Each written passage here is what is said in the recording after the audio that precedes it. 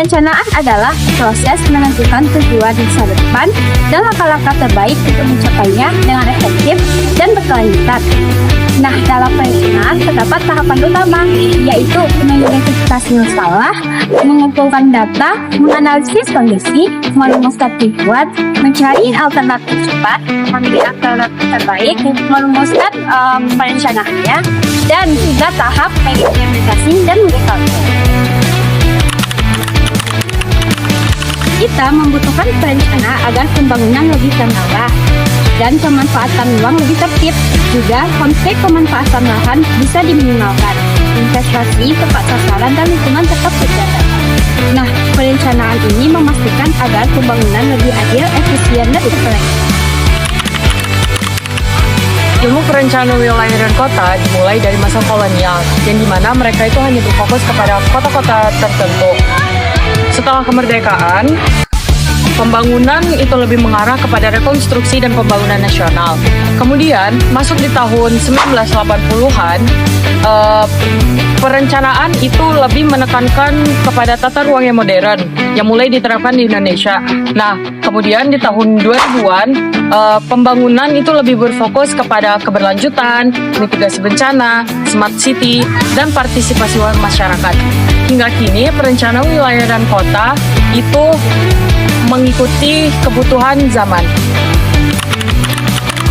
Seorang perencana profesional itu harus menguasai analisis publik, GIS, lingkungan, sosial masyarakat, dan transportasi. Peluang karir dari perencana itu ada Bapeda, Dinas Tata Ruang, Dinas Perhubungan, konsultan, lembaga riset, dan development property, serta bisa juga memasuki dunia geospasial dan smart city.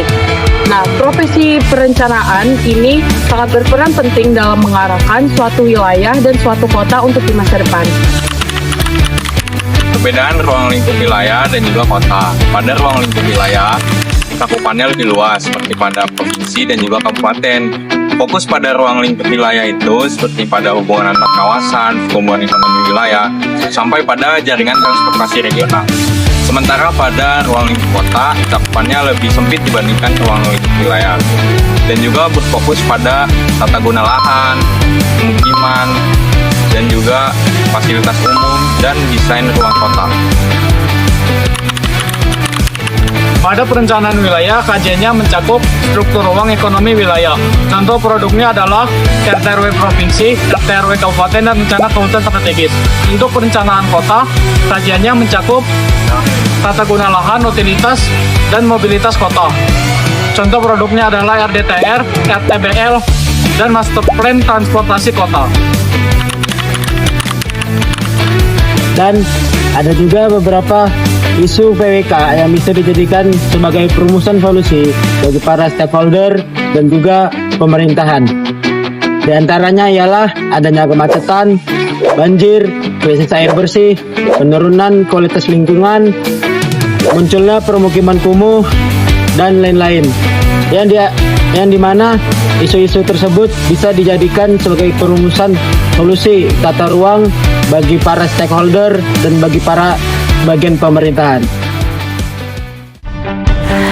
Dari mata kuliah dasar perencanaan wilayah dan kota, kami memahami bahwa perencanaan bertujuan untuk mengatur ruang agar tertata, produktif, aman, dan berkelanjutan.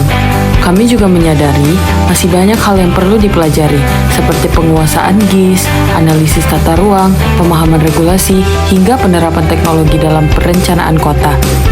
Dengan mempelajari dasar-dasar perencanaan wilayah dan kota, kami berharap dapat berkontribusi dalam menciptakan masa depan kota dan wilayah yang lebih baik.